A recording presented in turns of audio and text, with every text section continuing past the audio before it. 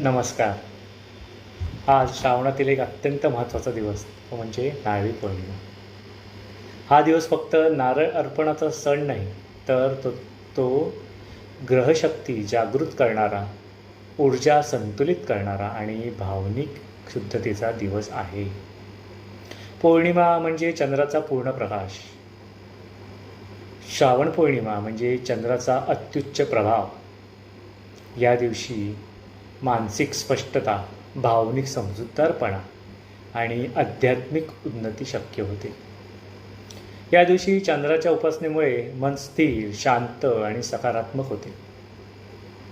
श्रावण मास हा पूर्णतः जलतत्वप्रधान असतो. आणि आता समुद्रपूजन म्हणजे निसर्गातील महान जलशक्तीला नमन. यातून आपले जलतत्व संतुलित होतं आणि भावनिक ऊर्जेचं संरक्षण मिळतं. नारळाला ज्योतिषशास्त्रात श्रीफळ म्हणतात. तो त्रिगुणात्मक आहे, म्हणजे बाह्य कवच आतून शुद्ध आणि पाण्याने भरलेला, म्हणजेच शरीर, मन आणि आत्म्याचं एकत्रित प्रतीक.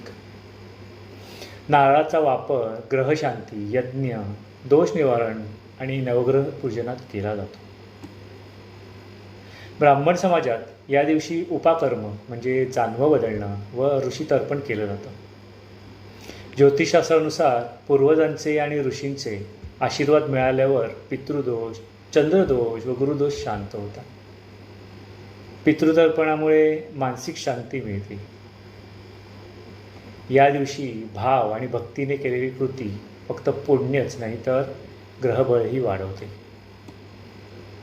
नारळी पौर्णिमा हा सण म्हणजे मनशक्तीचा पुनर्जन्म, ग्रहांचे आशीर्वाद मिळवण्याची संधी आणि निसर्गाशी एकरूप होण्याचा क्षण. नारळ हे केवळ एक फळ नसून तो श्रद्धेचा वाहक आणि ग्रहशांतीचं माध्यम आहे.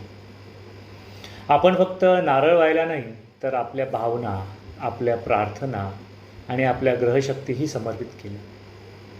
नारळी पौर्णिमेचा खरा अर्थ बाह्य पूजनातून आंतरिक शांती मिळवणे. धन्यवाद.